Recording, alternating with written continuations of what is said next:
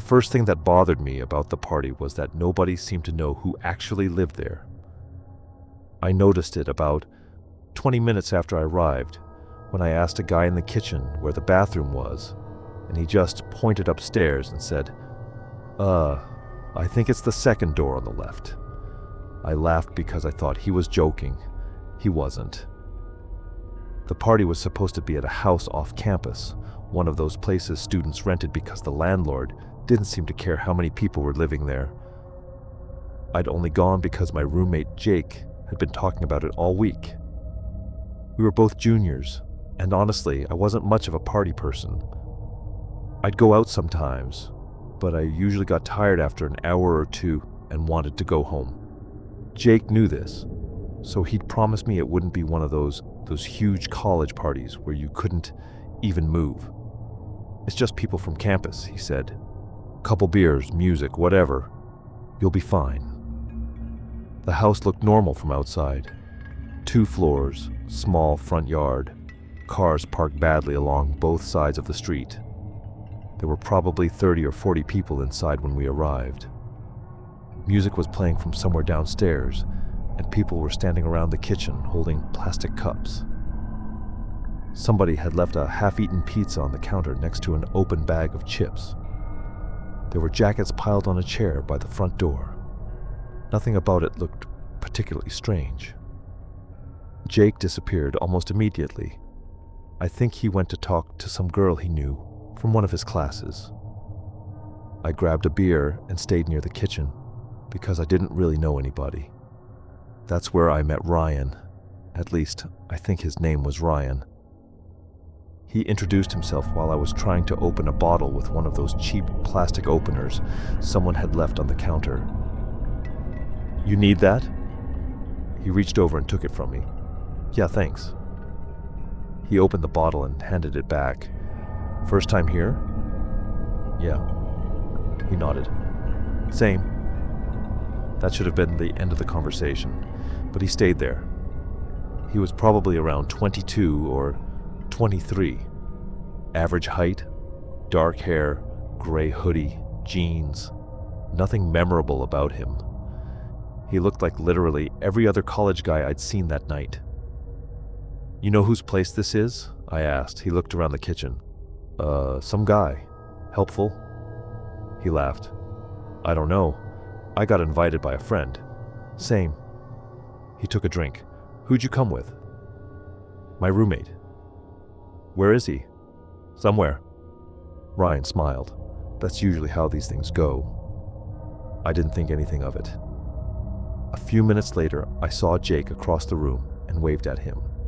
He waved back, but before I could get over there, a group of people moved between us. Ryan noticed. "You looking for your roommate?"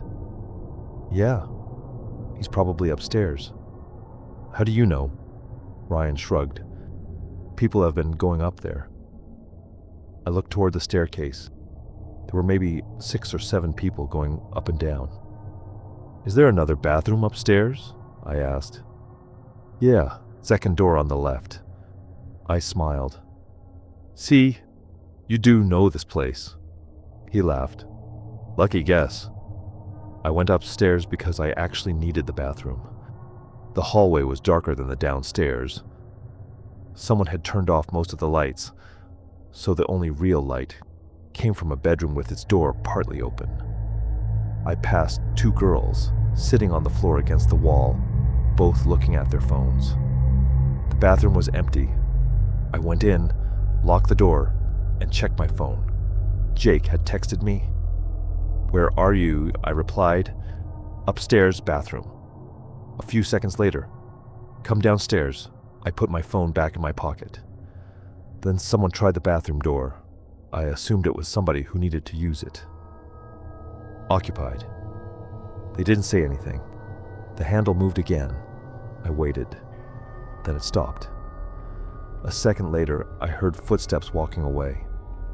I finished up and opened the door. Nobody was there. I walked downstairs and found Jake in the kitchen. "You disappeared," I said. "So did you." "I went to the bathroom." He laughed. "Dude, I was looking for you." I texted you. He pulled his phone out. Oh, yeah, I didn't see it. We talked for a minute. Then somebody called his name from the living room. He looked at me. You good? Yeah. You want to leave soon? Maybe. He nodded. Give me like 20 minutes. That was around 11:30. The party got louder after that. More people arrived. Someone turned the music up so much that you had to lean toward people to hear them. A couple were making out against the hallway wall. Someone spilled a drink on the stairs. Ryan came over again. Your friend leaving? Probably eventually. You guys live together? Yeah. Where? I told him the apartment complex, but not the exact apartment number. He nodded. Nice. I don't know why, but the way he said it made me feel like I'd given him more information than I meant to. I took another drink. He looked at my phone. That's a nice case. Thanks. iPhone? Yeah. What model? I laughed. Why? Just asking. 13. He nodded. Same. He pulled his phone out and showed me. It was actually an older model. That's not a 13. He laughed. Yeah, I'm messing with you. It was stupid. Completely harmless. But I remember thinking afterward that he was asking me a lot of small questions. Where I lived, who I came with, what year I was, what I studied, whether I had a car, whether I was staying long. None of those questions were weird by themselves. Together, they started feeling weird. I eventually walked away and found Jake again. Who's that guy? I asked. What guy? Gray hoodie. Jake looked around. Oh, Ryan. You know him? Not really. How'd he get here? Bro, I don't know. That answer bothered me more than it should have. I shrugged it off. Around midnight, I went outside because the house had gotten too hot. There were about 10 people on the porch and another group standing near the driveway. I sat on the front steps and checked my phone. My battery was at 17%. I remember noticing that because I hadn't charged it before leaving. Jake came outside. You good? Yeah, just hot. I'm ready to go. Seriously? Yeah. Finally. He laughed. We stood there for a few minutes. Then he said, Actually, I think my keys are upstairs. Go get them. He looked toward the house. I'll be right back. He went inside. I waited. 5 minutes passed, then 10. I called him. No answer. I texted. Nothing. I went back inside. The hallway was packed, so I went upstairs to look for him. The music sounded muffled up there. I checked the first bedroom. Empty. Second bedroom. 2 guys were sitting on the floor playing some drinking game. Third bedroom. Empty. I walked back toward the stairs. That's when I saw Ryan. He was standing near the end of the hallway. Looking for somebody? Yeah, Jake. He went downstairs. I looked toward the stairs. I was just down there. Ryan shrugged. Maybe outside. I started walking past him. He moved slightly to the side. Not enough to block me. Just enough that I had to squeeze past him. As I did, he said, You know, you should probably keep your phone on you tonight. I stopped. What? He pointed at my pocket. Just saying. People lose stuff at these parties. I looked at him. My phone's fine. Yeah, I'm just saying. I went downstairs. Jake wasn't outside. I called again. This time he answered. Where are you? In the bathroom. What? I'm in the downstairs bathroom. I walked toward it. Why didn't you answer? I couldn't. Somebody was in here. I stopped. You've been in there for 10 minutes? Yeah, dude. My stomach's messed up. I laughed. Okay. When he came out, I told him I wanted to leave. He didn't argue. We went to get our jackets. Mine was still on the chair. Jake's wasn't. Did you check upstairs? I asked. Yeah. He looked around. Maybe somebody moved it. We searched for another 5 minutes. Nothing. Then a girl nearby said there were a bunch of jackets in the back bedroom. We went upstairs. The room was crowded with clothes. Jake found his jacket on the floor underneath a pile of sweaters. "Let's go," he said. We headed downstairs. I put my hand in my pocket. My phone wasn't there. I checked the other pocket. Nothing. Shit. Jake looked at me. "What?" "My phone." "You left it upstairs?" "I don't know." We went back upstairs. I started checking the bedrooms. Nothing. I checked the bathroom. Nothing. Then I remembered the porch. Maybe I'd left it on the steps. We went outside. It wasn't there. My battery was at 17%, so I asked Jake to call it. He did. We waited. Nothing. Then I heard a phone vibrating. It wasn't mine. It was coming from somewhere inside the house. We went back in. Jake called again. This time we heard it clearly. It was coming from the living room. I pushed through the crowd. The sound stopped. Jake called again. I followed the sound toward the kitchen. Then it stopped again. I looked at Jake. "Someone's messing with me." "Probably." He called again. The phone vibrated from somewhere near the counter. I looked down. Nothing. Then Ryan walked up behind us. "You lose your phone?" I turned around. "Yeah." He smiled. "That's rough." "You seen it?" "No." He took a drink. "What kind?" "What?" "Your phone. Black iPhone." He nodded. "Hope you find it." He walked away. I watched him go. Then I looked at Jake. "That's him." "What?" "I think he took it." Jake stared at me. "Why?" "I don't know." "You sure?" "No." That was the problem. I wasn't sure. I didn't want to accuse some random guy of stealing my phone based on a feeling.